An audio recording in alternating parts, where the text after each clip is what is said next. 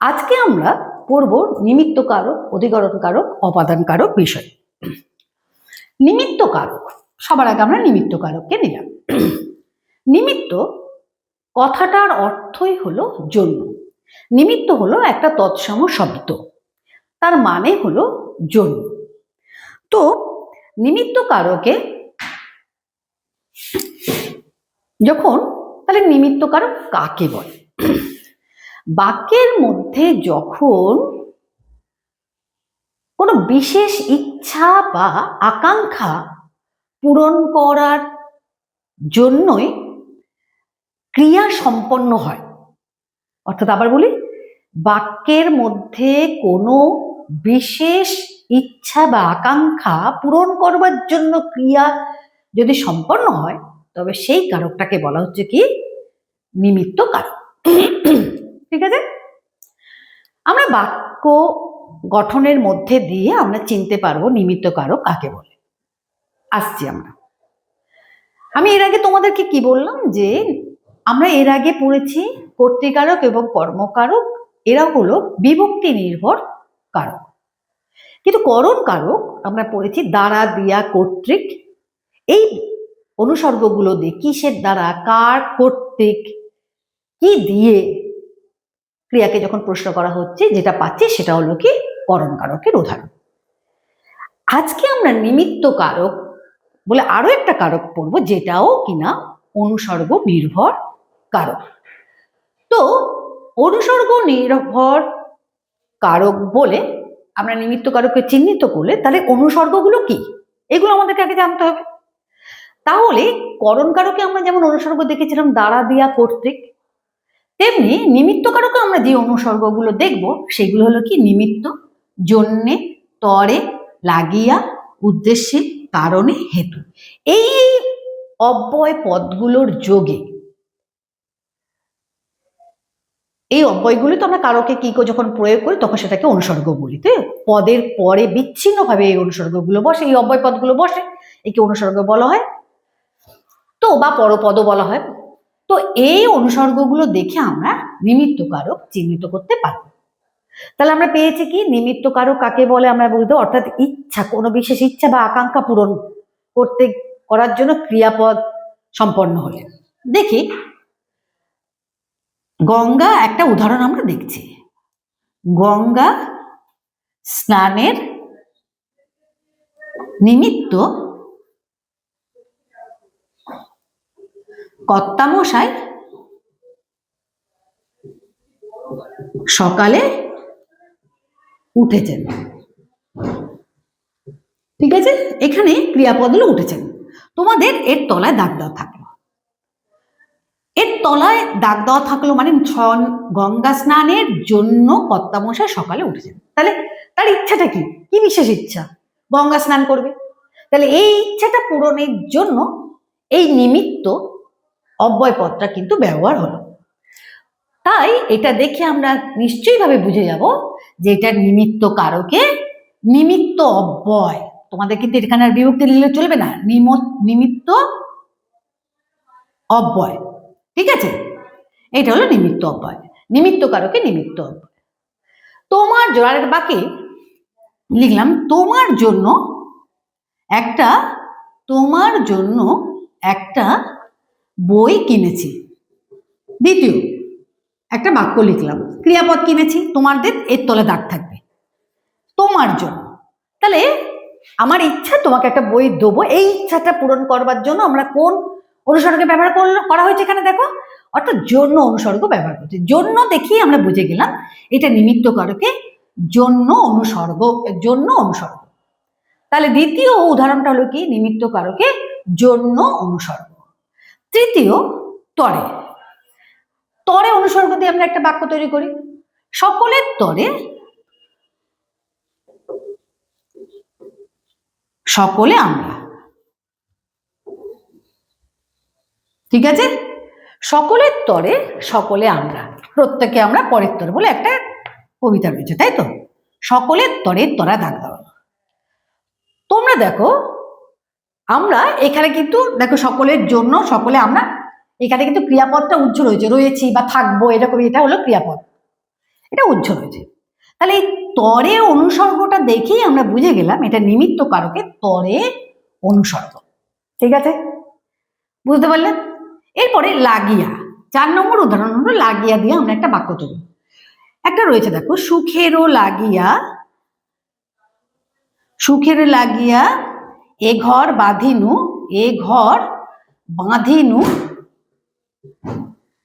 অনলে পুড়িয়া গেল। এটা শেষটা, এর তলায় তোমাদের দাগ রয়েছে সুখের লাগিয়া। তাহলে তুমি লাগিয়া দেখেই অনুসর্গটা দেখেই বুঝে নিলে এটা নিমিত্ত কারকের উদাহরণ। নিমিত্ত কারকে কি অনুসর্গ? লাগিয়া অনুসর্গ।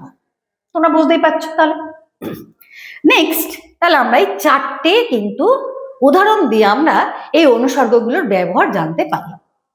এবারে আমরা আরো 2টো অনুসর্গের ব্যবহার করি। 5 নম্বরটা হলো যে উদ্দেশ্যে, অর্থাৎ রবি চিকিৎসার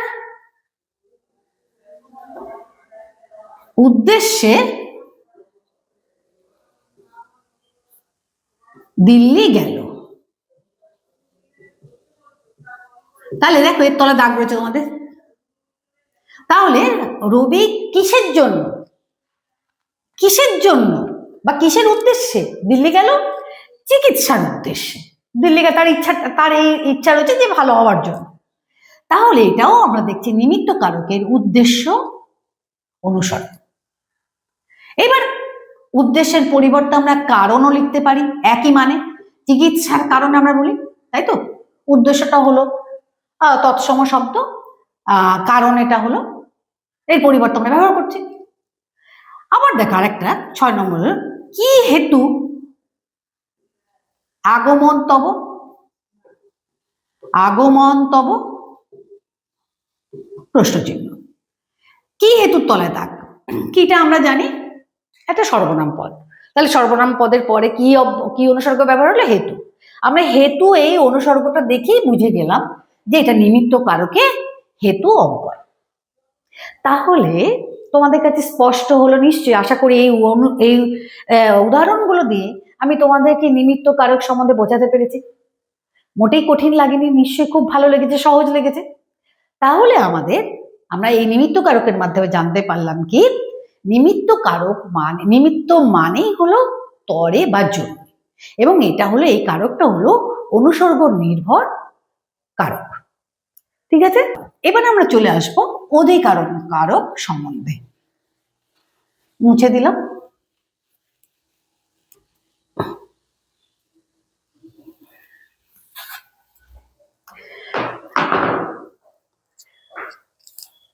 এবার আমরা অধিকরণ কারক সম্বন্ধে আসছি। অধিকরণ কারক অর্থাৎ ক্রিয়ার আধারকেই বলা হচ্ছে অধিকরণ কারক। বুঝতে পারলে না তো? অর্থাৎ একটা বাক্যে যে ক্রিয়াপদ থাকে, সেই ক্রিয়াপদটা সম্পন্ন হওয়ার জন্য স্থান, কাল, পাত্র বা আধার। আধার মানে কিন্তু পাত্র। অর্থাৎ বাক্যের মধ্যে ক্রিয়াপদ সম্পন্ন হওয়ার জন্য স্থান, কাল, আধার, এই জিনিসগুলোর প্রয়োজন। তো বাক্যের মধ্যে যখন এই 3টে স্থান, কাল, পাত্র, এই 3টে আধারের সংযোগ ঘটে, তখন তাকে বলছি অধিকরণ কারক। তাহলে আমরা কিন্তু পেলাম দেখো স্থান, কাল, পাত্র। তাহলে স্থান,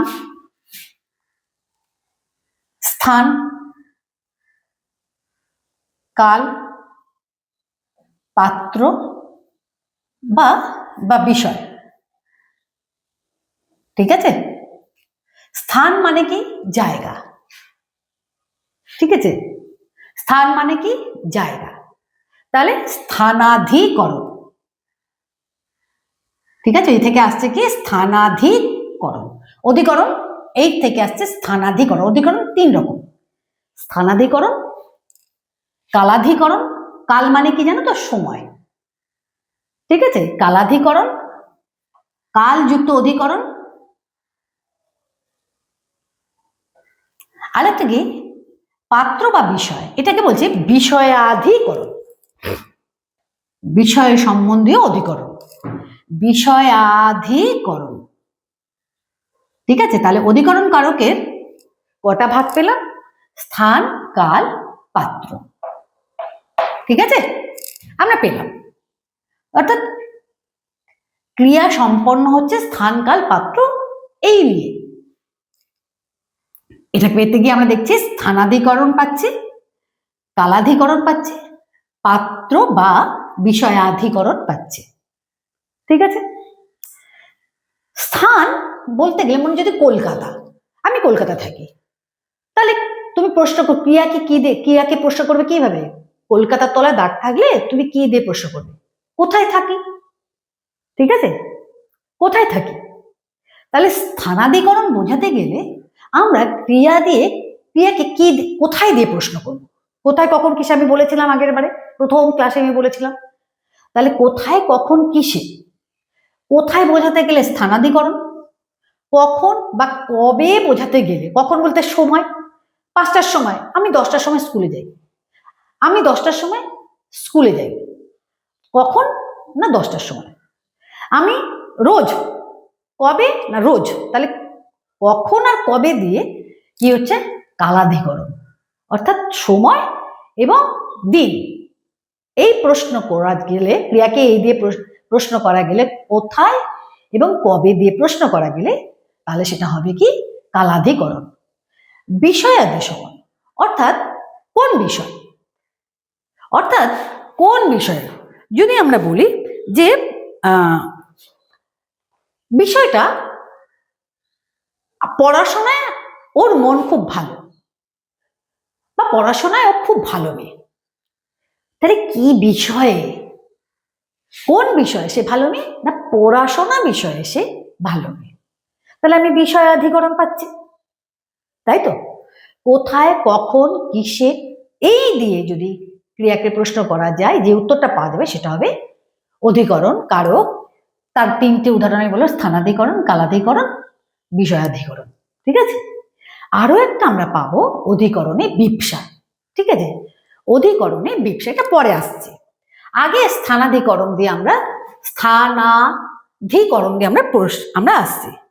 আমরা গেলাম প্রথম একটা বাক্য তৈরি করলাম, আগ্রায় তাজমহল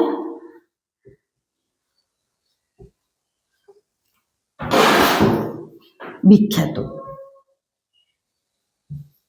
ঠিক আছে, আগ্রার তলা দাগ। তাহলে তাজমহল এইটা দিয়ে প্রশ্ন, রেখাঙ্কিত পদটা দিয়ে প্রশ্ন করি তো ক্রিয়াকে, কোথায় তাজমহল বিখ্যাত, এটাই প্রশ্ন আসছে তো, কোথায়? ঠিক তো? তাহলে তোমাকে যদি এরকম যদি একটা বাক্য দেয়, তোমাকে রেখা দিয়ে দেখানো হলো যে এটা তুমি বলো এটা কি কারণ, স্থান দেখে তুমি বুঝতে পারছো এটা একটা জায়গা। ঠিক আছে, তাহলে এটা হবে স্থানাধিকরণের উদাহরণ। এটা হলো স্থানাধিকরণের উদাহরণ। তাহলে আগ্রা 29 বিভক্তি। ঠিক আছে, আগ্রা মূল শব্দ, 29 বিভক্তি। 2 নম্বর হলো আবার একটা স্থানাধিকরণ, আমি কলকাতায় থাকি। ঠিক আছে, একটা বাক্য, কলকাতার তলায় দাগ। তাহলে তুমি যার তলায় দাগ হচ্ছে তাকে দিয়ে ক্রিয়াকে প্রশ্ন করো কোথায় থাকি, তাহলে কোথায় মানে স্থান, তাহলে সেটা হবে অধিকরণ কারকের উদাহরণ।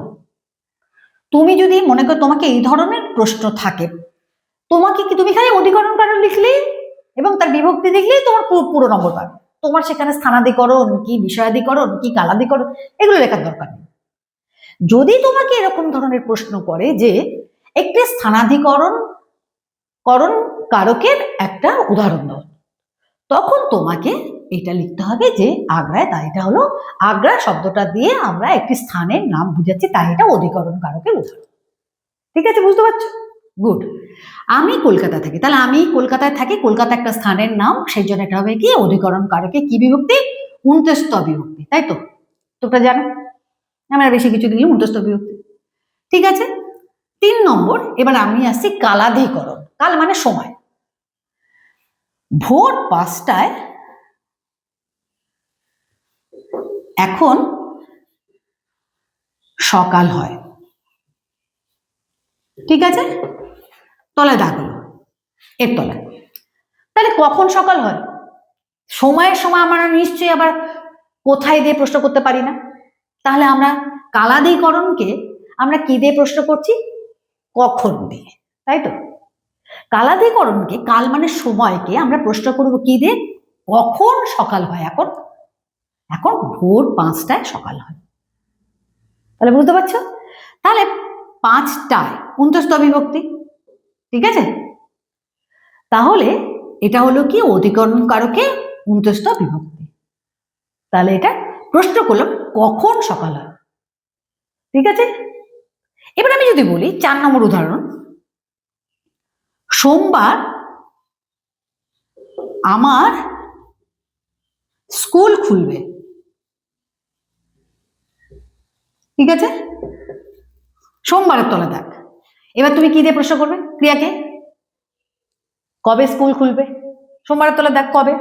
দিনকে তো আমরা কবে দিয়েই বলি। তাহলে দেখো, কখন আর কবে দিয়ে যদি প্রশ্ন করতে পারি ক্রিয়াকে, তাহলে সেটা হবে কি? কালাধিকরণ কারক। কালাধি, কাল যুক্ত অধিকরণ কারক, ঠিক আছে, বুঝতে পারলে? তাহলে যখন সময় এবং দিন দিয়ে প্রশ্ন করা যাবে ক্রিয়াকে, তখন সেটা হবে কি? কালাধিকরণের উদাহরণ। নেক্সট হচ্ছে পাত্র বা বিষয়। তাহলে আমি একটা বলেছি, বাংলায় যদি বলি আমি খুব ভালো, তলায় দাগ।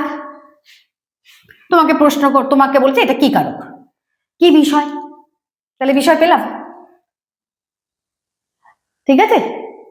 তাহলে আমরা বিষয় পেলাম যে বাংলায় আমি খুব ভালো, তাই তো। ভালো তো, নিশ্চয়ই ভালো, এতদিন ক্লাস করছি, নিশ্চয়ই ভালো বলবো।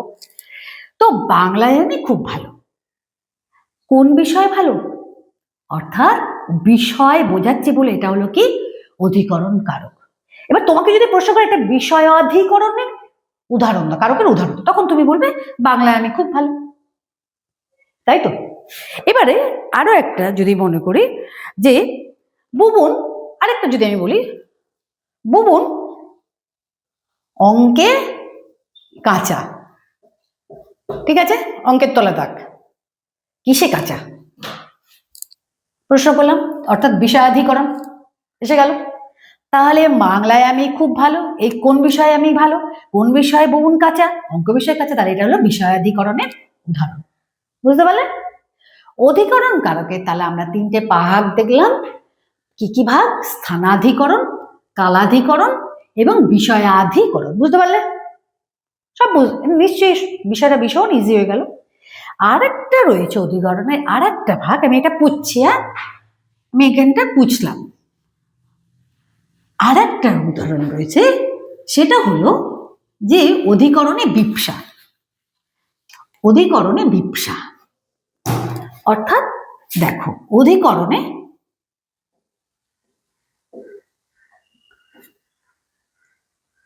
বিপসা, ঠিক আছে। বিপসা শব্দের অর্থ পুনঃপুন, একটা শব্দ যদি বারবার ব্যবহার হয় তবে সেটাকে বলা হয় বিপসা। অর্থাৎ অধিকরণের বিপসা আমরা বাক্যের মধ্যে যখন একটা শব্দে কোনো জায়গা বা সময় বা বিষয়কে দুবার, বিষয় বোঝাতে কোনো শব্দকে যদি দুবার ব্যবহার করা বা একের অধিকবার ব্যবহার করা হয়, তাহলে সেটা হবে অধিকরণে বিপসা। যেমন মনে করো, একটা উদাহরণ দিই। উদাহরণ 1, ভগবান তুমি যুগে যুগে দুধ পাঠায়েছো বারে বারে, পাঠায়েছো বারে বারে। এটা বারে বারে কিন্তু যুগে যুগে। তাহলে কি হলো? তোমার এর তলায় তুমি একটা, এটা যদি তোমাকে প্রশ্ন করে অধিকরণ বিপসা কাকে বলে? যখন যখন ক্রিয়ার আধার বোঝাতে একই শব্দের দুবার ব্যবহার করা হয় তখন তাকে বলা হচ্ছে অধিকরণে বিবসায়। ভগবান তুমি যুগে যুগে দুধ পাঠাইছো বারে বারে, তাহলে যুগে যুগে, তাহলে একটি অর্থ কখন, যুগ দিয়ে সময় বোঝাচ্ছে, অর্থাৎ কালাধিকরণের দুবার ব্যবহার হলো, বিবসা ঘটলো। যুগে যুগে মানে কখন, ভগবান তুমি যুগে যুগে দুধ পাঠাইছো বারে বারে। আর একটা উদাহরণ দেখো, যদি আমরা বলি যে গ্রামে গ্রামে সেই বারতা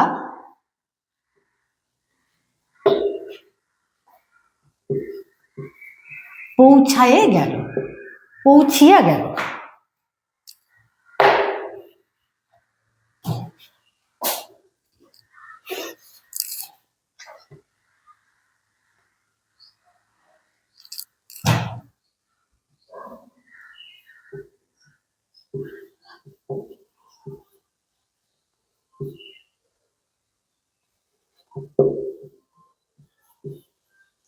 দেখো গ্রামে গ্রামে, এখানে কিন্তু আবার দেখো কোথায় দিয়ে আমরা প্রশ্ন, গ্রাম মানে একটা জায়গা, স্থান, তাহলে কোথায় বার্তা পৌঁছে গেল, গ্রামে গ্রামে বার্তা পৌঁছে গেল। এটা কিসের বিবসা হলো, অধিকরণের বিবসা। কোন অধিকরণের, স্থানাধিকরণের বিবসা হলো, স্থান। তাহলে নিশ্চয়ই তোমরা বুঝতে পেরেছ যে আমরা তাহলে পেলাম কি, অধিকরণ অর্থাৎ ক্রিয়ার আধার, ক্রিয়ার আধার বোঝাতে স্থান কাল পাত্রকে বোঝায়। স্থান কাল অর্থাৎ অধিকরণ কারকের তিনটে ভাগ, স্থানাধিকরণ, কালাধিকরণ এবং বিষয়াধিকরণ।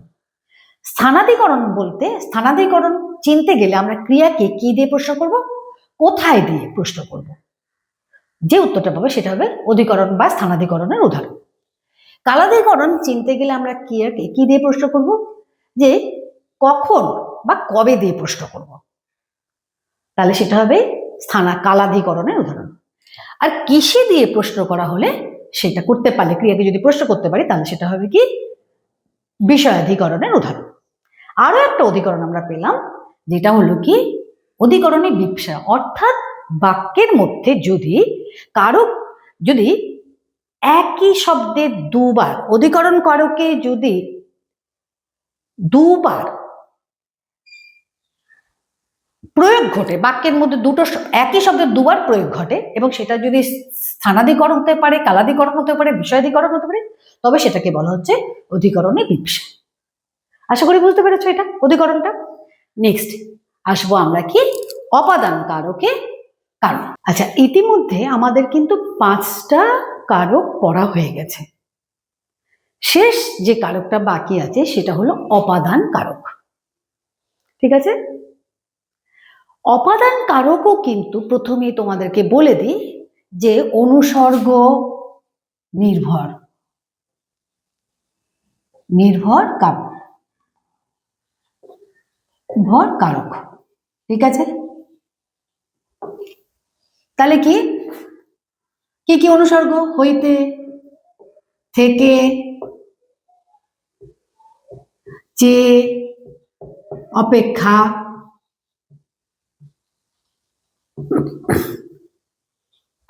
বাক্যের মধ্যে এই অনুসর্গগুলো যখন ব্যবহার করা হবে নামপদের সাথে, তখন সেটাকে আমরা অপাদান কারক বলবো। তাহলে অপাদান কারক চেনার উপায়টা কি, কি অনুসর্গ দিয়ে, কোথা হইতে, কার থেকে, কোথা থেকে, কার চেয়ে, কার অপেক্ষা। যখন আমরা ক্রিয়াকে, বাক্যের মধ্যে অবস্থিত ক্রিয়াকে কার, কোথা থেকে, কোথা হইতে, কার চেয়ে, কার অপেক্ষা দিয়ে প্রশ্ন করে যে উত্তরটা পাবো তাকে বলা হবে অপাদান কারক।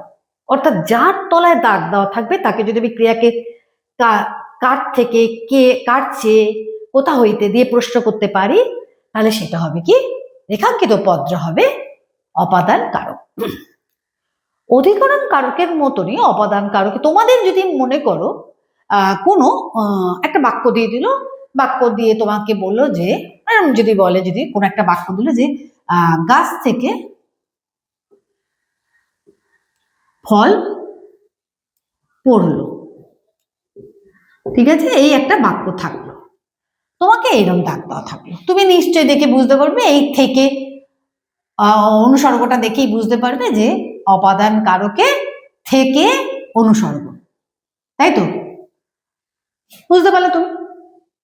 বা রাম অপেক্ষা শ্যাম ছোট, তাহলে রাম অপেক্ষা শ্যাম ছোট, রাম অপেক্ষা শ্যাম ছোট।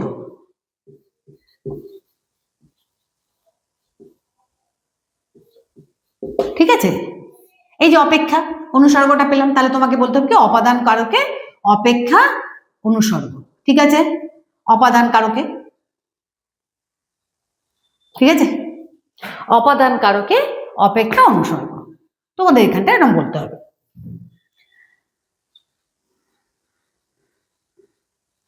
ঠিক আছে, যদি এরকম প্রশ্ন থাকে। এবার যদি বলে অনুসর্গের মধ্যে আবার কিছু ভাগ রয়েছে, এই অপাদান কারকের মধ্যে অধিকরণ কারকের মধ্যে মতন বেশ কিছু ভাগ আমরা পাই, মূলত কিন্তু এই ধরনের প্রশ্নই আসে। তবু যদি মনে করো তোমাদের ভাগের বিষয়ে, এর মধ্যেই তোমরা ভাগগুলো পাবে। অর্থাৎ অধিকরণ কারকের মতনই অপাদান কারকে কিন্তু আমরা পাবো যে স্থানবাচক বা আধারবাচক, স্থানবাচক অপাদান বা আধারবাচক অপাদান।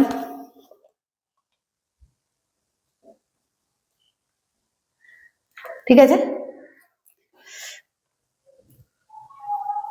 যদি বলি দ্বিতীয় হলো কালবাচক অপাদান, কাল মানে সময়। তৃতীয় হলো দূরত্ববাচক অপাদান। চতুর্থ হলো তারতম্যবাচক, তারতম্য মানে পার্থক্য বাচক অপাদান। ঠিক আছে, তাহলে অপাদানের কি কি ভাগ, যদি তোমাদের এই ভাগ নিয়ে প্রশ্ন আসে তোমরা এখান থেকেই বুঝতে পারবে বিষয়টা কি।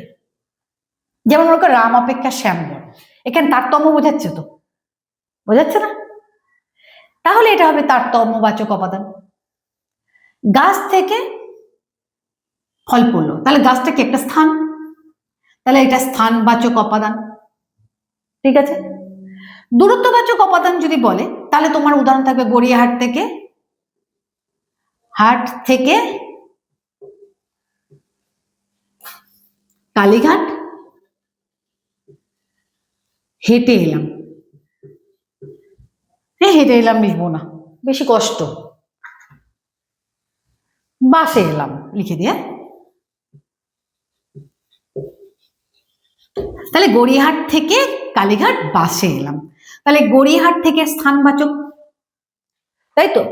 স্থানবাচক বলবো, সরি এটা বলবো না, এটা মানে দূরত্ব। দেখো এই যে গড়িয়াহাট থেকে কালীঘাট, এটা একটা দূরত্ব বোঝাচ্ছে, এটা হলো দূরত্ববাচক অপাদান। ঠিক আছে, তারতম্যবাচক যদি অপাদান বলি তাহলে চিনি অপেক্ষা তিতাম অপেক্ষা লাভলি ছোট। তাহলে এই যে তিতাম অপেক্ষা তারতম্য বোঝাচ্ছে। ঠিক আছে, তিতাম অপেক্ষা লাভলি, রাম অপেক্ষা না শ্যাম অপেক্ষা রাম বড়, শ্যাম অপেক্ষা রাম বড়। তাহলে দেখো এই দুটো দিয়ে আমরা বুঝছি কি তারতম্য, অর্থাৎ দুজনের বয়সের একটা পার্থক্য। বা হ্যাঁ, এখানে বয়সেই বোঝা, তিতাম অপেক্ষা লাভলি ছোট, শ্যাম অপেক্ষা রাম বড়, তাহলে একটা পার্থক্য বোঝাচ্ছে। পার্থক্য বোঝার এটা হবে কি, এই যে অপেক্ষা এই অনুসর্গ দিয়ে আমরা কি করছি, তারতম্য বোঝাতে পারছি, তাই এটাকে বলছে তারতম্য। গড়িয়াহাট থেকে কালীঘাট বাসে এলাম, তাই তো? এটা হচ্ছে দূরত্ববাচক, গড়িয়াহাট থেকে কালীঘাটের দূরত্ব বোঝাচ্ছে, তাই জন্য সেটা হচ্ছে কি দূরত্ববাচক অপাদান। আর যদি তোমাকে এরকম করে দাগ দিয়ে দেয়, এগুলো না থাকে, যদি বলে কোন কারক লেখো, তাহলে তোমাকে লিখতে হবে অপাদান কারকের থেকে বিভক্তি, অপাদান কারক অপেক্ষা বিভক্তি, অপাদান কারকের থেকে বিভক্তি, এরকম। আচ্ছা, আবার যদি আমি বলি, আর একটা উদাহরণ দিলাম, আধারবাচকে একটা উদাহরণ দিই, যে দুধ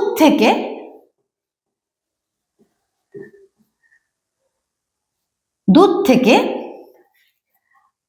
মাখন হয়। দেখো, দুধ থেকে, আধারবাচক,